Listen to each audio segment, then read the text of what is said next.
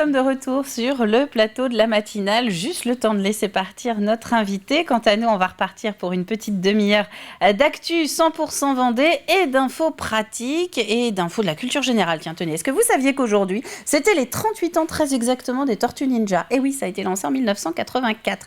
L'autre petite info, c'est que si vous connaissez une Judith, c'est le moment de lui souhaiter une bonne fête puisque c'est son jour. Et dans le journal, nous allons revenir sur un réseau qui a une triple mission et du coup qui nous concerne quasiment tous en vie. C'est une entreprise qui récupère notre électroménager qui ne fonctionne plus. Elle emploie aussi des personnes en insertion dans son atelier de réparation pour vendre enfin des appareils reconditionnés à moindre coût et ça c'est bon pour la planète. Dans notre visio du jour, dans un petit quart d'heure, nous allons parler politique locale. On est jeudi, c'est le coup de fil à la presse, vous le savez. Eh bien à 22 ans, Valentin Belin s'occupe de Politique Actu sur Dig Radio et cette période d'entre-deux scrutins électoraux était forcément le moment idéal pour découvrir qui se cache derrière le micro. Et puis on va prendre la direction de l'océan avec notre Plus Info du jour, puisque nous reviendrons également dans un petit quart d'heure sur le Vendée Glisse Event qui se profile à Saint-Jean-de-Mont. Ce sera les 14 et 15 mai prochains. Mais avant de développer tout ceci, on jette un dernier œil à la météo en attendant le petit récap après le JT. Regardez, il fait beau quand même aujourd'hui, hein. Il fait vraiment, vraiment beau, surtout sur le littoral. Il y aura quelques nuages sur la moitié nord du département, mais des températures douces et beaucoup de luminosité. Cet après-midi, ce sera la même chose, à ceci près que les nuages du matin qui étaient sur le nord vont se décaler sur la frange est du département, mais il y aura quand même beaucoup de soleil sur l'ensemble du territoire. Une vague de chaleur qui est annoncée également la semaine prochaine, hein, c'est ce qu'on disait tout à l'heure, et donc des températures qui commencent à monter et qui deviennent vraiment agréables. Regardez, 19-20 degrés dans les terres, 18 sur le littoral. On va rapidement regarder les horaires de marée de ce jeudi. La mer est à son point le plus haut depuis 3 petits quarts d'heure. Elle baissera jusqu'à 14h12 et puis des coefficients qui passent en deçà de la moyenne de 70 et donc nous sommes en période de mortes eaux. La carte des marchés, nos marchés de ce jeudi, ils s'affichent voilà, progressivement à l'écran. Aujourd'hui, vous pouvez aller à Pouzauges, à Saint-Gilles-Croix-de-Vie, ça c'est à l'opposé du département, à La Roche-sur-Yon évidemment, ou encore au Champ-Saint-Père et dans le sud Vendée, eh bien c'est du côté de Monzeuil-Saint-Martin. Côté éphéméride, le soleil s'est levé tout à l'heure à 6h43, il se couchera ce soir à 21h20. Nous gagnons donc encore 3 belles minutes de soleil. Et c'est vraiment de soleil en plus aujourd'hui. On passe au journal.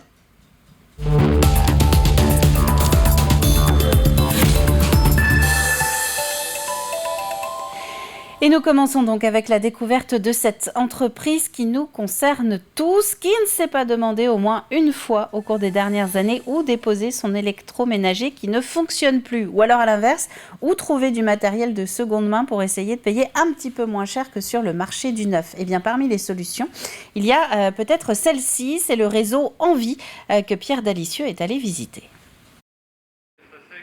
Des machines à laver, sèche-linge et autres électroménagers qui sont ici démontés entièrement et remontés pour être revendus. Un travail méticuleux réalisé par des salariés en insertion professionnelle. Didier est là depuis quelques mois et se plaît plutôt bien dans son nouvel emploi. Il fallait être un petit peu manuel pour pouvoir démonter des machines, les remonter, et les nettoyer aussi. Donc j'ai trouvé que c'était intéressant, j'ai voulu faire l'essai, ça me plaît. Pour l'instant, oui, on a un contrat de 4 fois 6 mois. Un renouvelable, bien sûr.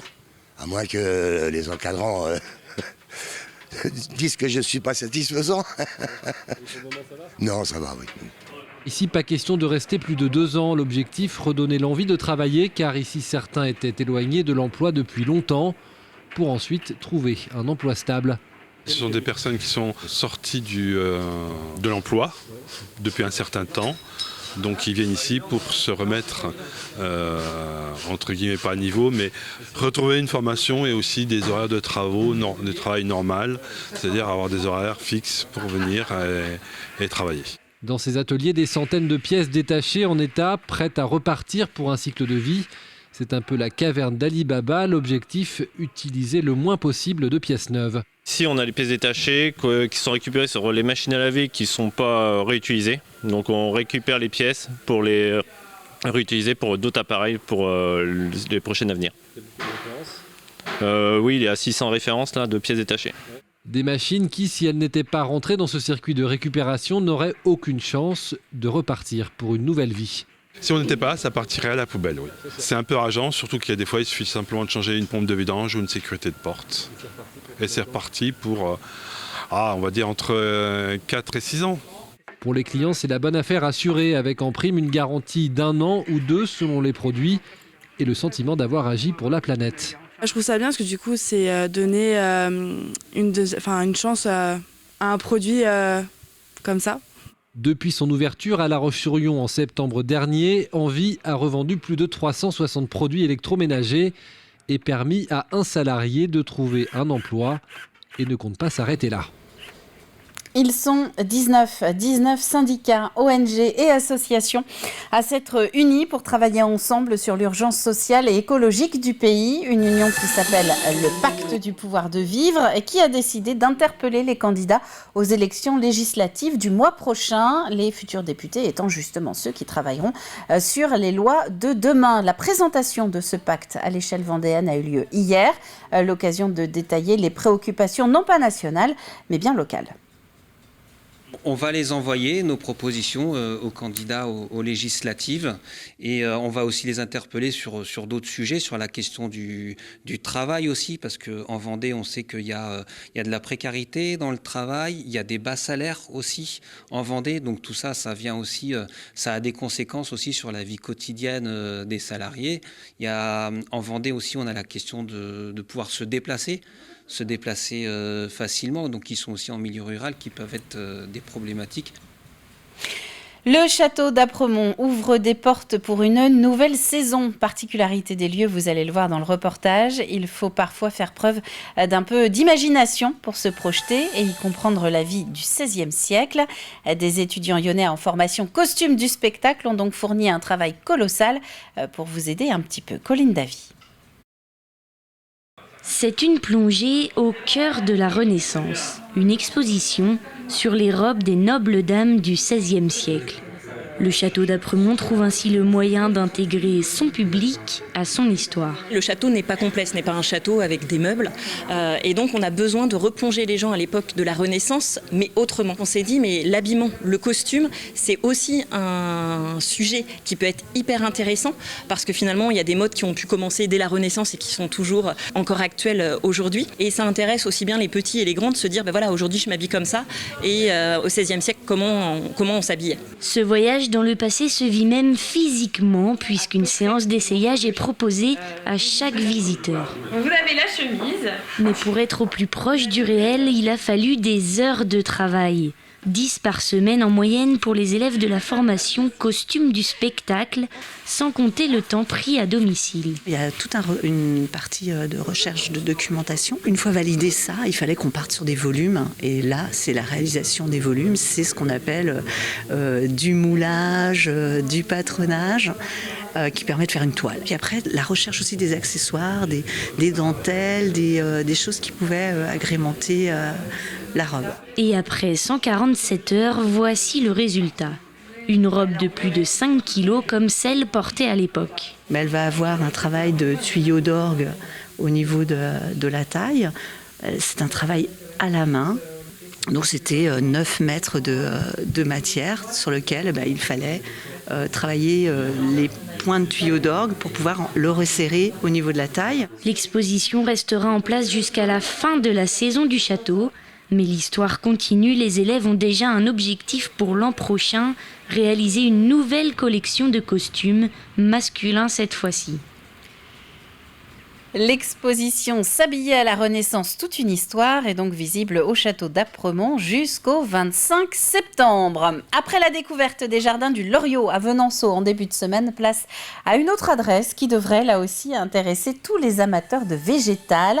À Sèvremont, dans la commune déléguée de la Flosselière, le parc du château se prépare à accueillir les visiteurs dans le cadre de l'opération du Neurodon. Grégoire de Châtillon. Le parc du château de la Flosselière est un véritable arboretum, un arboretum arrivé à son apogée, avec des arbres souvent plus que centenaires, à l'image de ce cèdre de l'Himalaya. Un peu plus loin, son cousin africain, le cèdre de l'Atlas. À côté, ces séquoias géants de Californie. Ici, certains reconnaîtront le désespoir du singe, l'Araucaria du Chili, avec ses feuilles acérées, densément imbriquées les unes dans les autres. Mais la pièce maîtresse du parc se cache ici, à l'intérieur de cet arbre. Un arbre qui, à partir de ses branches basses, en contact avec le sol, a formé de nouvelles racines. C'est un thuya géant qui provient de Californie. Il a marcoté, donc ça signifie que vraiment les souches ont repris vraiment racine et elles-mêmes forment des milliers de branches et on a l'impression d'être sous une forêt, alors que c'est un seul et même arbre. Vous l'avez vu, l'arbre forme un bois à lui tout seul, une curiosité, une surprise pour les visiteurs. Ils ont vraiment l'impression d'être ailleurs, vraiment dans une bulle, complètement dans une forêt un peu enchantée. C'est vraiment ce qu'ils nous disent. Et puis nous aussi, on le ressent quand on rentre dans cet endroit. On a l'impression d'être ailleurs. Autour du château, dont les premières traces remontent au XIe siècle, vous découvrirez devant la façade de style Renaissance les terrasses à l'italienne. Plus loin, le jardin-terrasse, lui, à la française. Le jardin-terrasse, particulièrement, je l'aime beaucoup parce qu'on est entouré de ruines et donc on ressent vraiment toute l'histoire qu'on a vécue. Et en plus, on est en Vendée, ça a été incendié par les colonnes infernales, donc ça a vraiment un appui encore plus fort. Quand l'histoire se mêle avec le paysage, le parc du château de la Fleusselière sera ouvert de 14h à 18h, samedi et dimanche prochain pour le Neurodon. Et nous serons donc à ce moment-là les 7 et 8 mai. L'opération du Neurodon consiste à récolter des fonds pour la recherche sur le cerveau. En Vendée, le château de la Cressonnière à Ceuzay, les jardins de Chaligny à Sainte-Pexine, le parc du domaine de Lono à Chantonnay, le parc du château de Némy à Némy et le jardin botanique d'Alquinos à Maché y participent également. Avant de passer aux chroniques de ce jeudi matin, au cours desquelles nous parlerons surf ou encore politique, nous allons faire un petit point détaillé météo. La Bocquenne, constructeur de maisons individuelles en Vendée, vous présente la météo.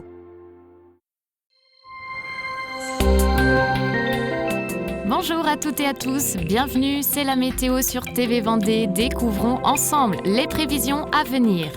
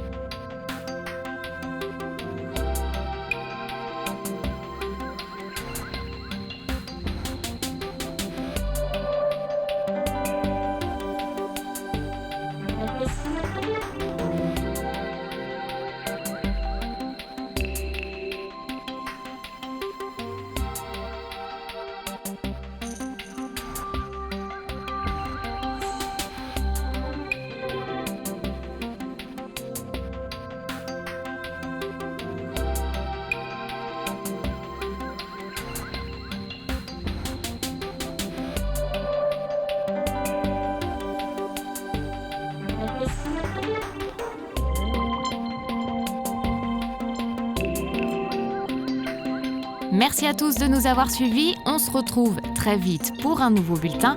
Passez une belle journée sur TV Vendée. Il est 8h quasiment 45 sur le plateau de la matinale. Notre plus de l'info de ce jeudi revient maintenant sur le Vendée Glisse Event, un grand rendez-vous pour les amateurs de sport de glisse. Ça se passe les 14 et 15 mai prochains du côté de Saint-Jean-de-Mont.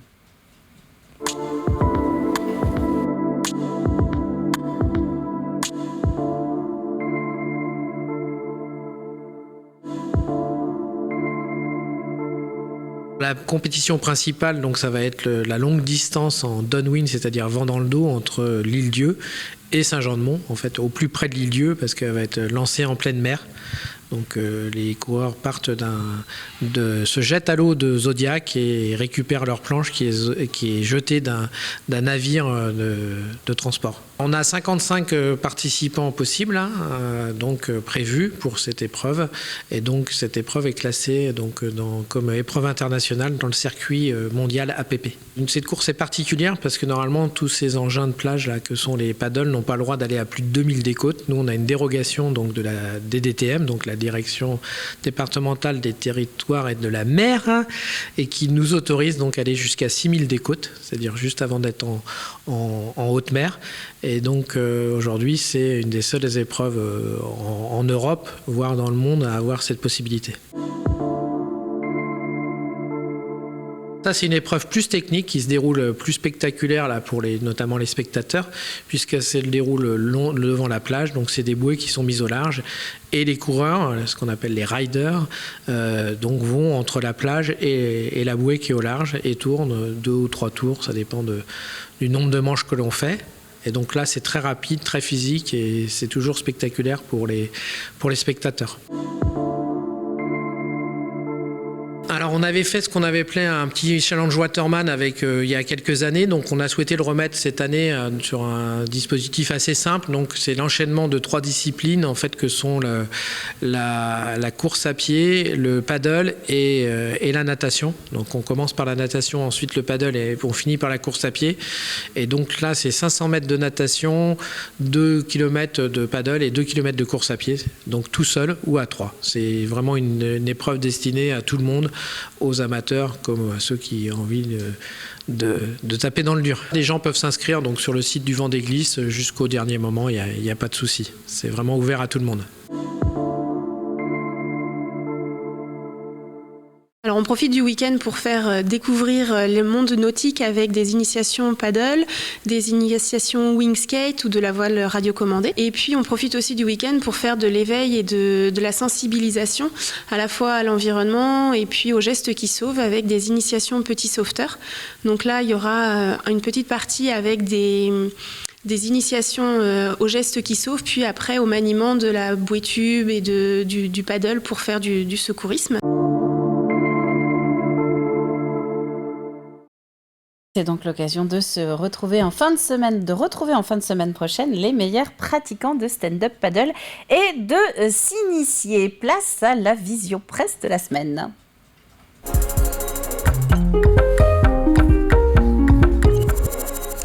On part en studio radio cette semaine pour notre coup de fil. À 22 ans, Valentin est déjà bien connu de quelques élus locaux en Vendée, passionné de politique, pas forcément journaliste. Il s'occupe depuis 2 saisons maintenant d'une émission sur le sujet sur l'antenne de Dig Radio. Et vu que nous sommes à mi-chemin entre la présidentielle et les législatives, il était temps de l'appeler pour voir comment tout a commencé. En fait, j'ai lancé sous l'idée de plusieurs de mes amis de me dire explique-nous la politique. J'ai lancé un compte Politique Actu, donc ça c'était pendant le confinement. Et ensuite, par pur hasard, j'ai eu un message du directeur de Dig Radio qui m'a proposé de lancer ma chronique sur Dig Radio. Et ainsi est né Politique Actu. Donc là, on lance une chronique spéciale législative. Donc on reçoit les candidats aux élections législatives. On en a déjà enregistré plusieurs avec mes collègues. Donc j'ai 2 chroniqueuses désormais qui sont avec moi, Julie Boudot et Léane Coste, que je salue ici. Et on les interroge donc sur leurs projets, sur leur parcours. Et en fait, on fait vraiment de la politique du concret. On ne veut pas de buzz. On revient vraiment au concret, au projet, pour que les gens sachent pour qui ils votent et ce qu'ils vont mettre en place. On a déjà reçu notamment une ministre, on a également reçu la présidente de région et le président de département. Et là, on leur fait parler des projets, comment ils mettent ça en place en Vendée, en Pays de la Loire et en France. C'est souvent environ entre 1 heure et 2 heures de préparation. On va beaucoup sur Internet, on regarde les articles de TV Vendée notamment, de Ouest France, mais également... on a également un premier contact avec eux par téléphone aussi. Et une fois arrivé en studio, par ce premier contact, on essaie aussi, par exemple, de mettre des thématiques en avant ou non. Oui, souvent ils nous disent c'est bien les jeunes, il va falloir vous engager. Hier, on a une de nos invités qui nous a dit ça parce que notre spécificité à Dig Radio, c'est qu'on est d'abord beaucoup de jeunes et notamment les chroniqueuses, elles ont environ entre 20 et 21 ans, donc on est très jeunes. Je trouve que le fait de pouvoir voter la loi, d'impulser des lois notamment, je trouve ça très important et de toute façon, ce sont les lois qui font justement le pays. Et vous pouvez donc retrouver Politique Actu sur l'antenne de Dig Radio. Valentin, Léane et Julie, qui sont ces deux acolytes, ont une émission tous les mois le dimanche soir. En attendant, on ouvre le programme télé du jour.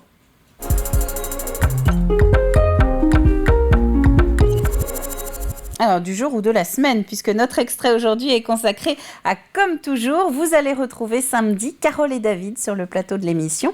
Ils sont tatoueurs de bougies du côté de Mervan. On est allé d'ailleurs à leur rencontre et à la découverte de leur cabinet de cire dans les JT de TV Vendée. Et donc, ils sont venus cette fois-ci en plateau expliquer leur reconversion à Jérôme Aubineau.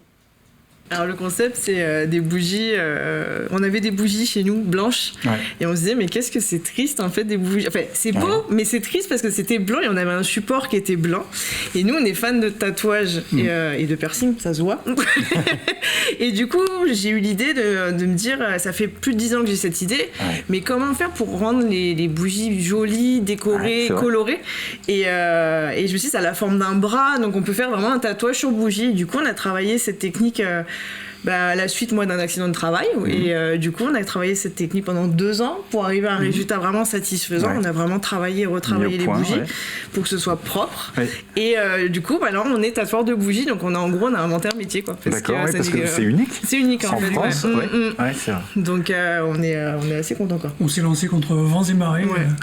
Personne ne croyait au projet au départ, il y a 6 ans maintenant. Puis voilà qu'on se retrouve sur TV Vendée. Au final, 6 ans plus tard.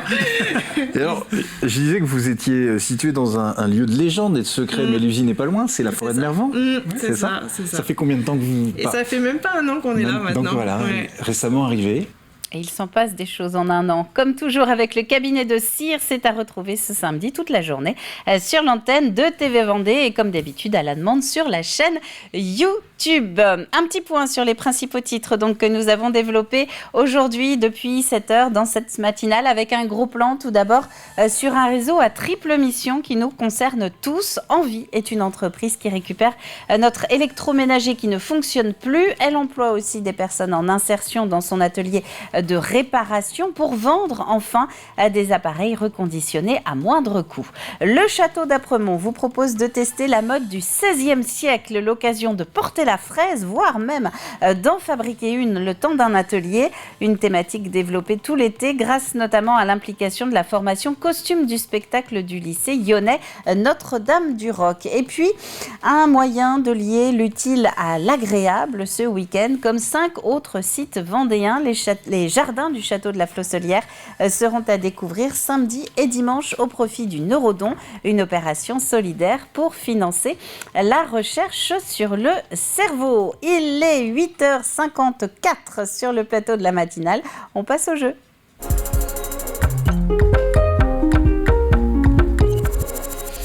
Et alors, tout en parlant, j'étais justement en train de regarder le chrono et je pense qu'Antoine en régie est particulièrement content car nous avons le temps en cette fin d'émission de présenter un petit peu le jeu. Alors, depuis lundi, on s'intéresse à ces images qui sont diffusées dans les différents JT de TV Vendée. Images qui ont été tournées grosso modo, pour rester encore un petit peu vague, dans le nord-ouest vendéen. Voilà, vous avez peut-être reconnu le site. Et nous, ce qu'on vous demande, c'est de nous donner le nom de ce geste-là, de cette pratique qui est plutôt traditionnelle du Marais breton. Voilà, comment ça s'appelle le fait de faire ça ? Vous avez jusqu'à demain midi pour nous envoyer votre réponse sur le site internet de TV Vendée. Indice du jour, des concours de cette pratique existent depuis le 19e siècle. Et vous avez même la possibilité de vous préparer finalement à ces concours puisqu'il y a des formations qui sont mises en place cette année pour s'y tester et réussir à traverser les pieds au sec, puisque c'est la question que tout le monde se pose évidemment depuis le début de la semaine. Est-ce que certains sont tombés ? Eh bien oui, c'est possible, croyez-moi. Il y a 2 gagnants qui vont être tirés au sort demain midi à partir des bonnes réponses envoyées sur le site internet de TV Vendée. Ils repartiront chacun avec 2 places pour le spectacle d'Arnaud Ducré. Arnaud Ducré qui sera en Vendée le 24 mai prochain à la Longère de Beaupuy, donc sur la commune de Mouilleron-le-Captif, spectacle de Calmia Productions.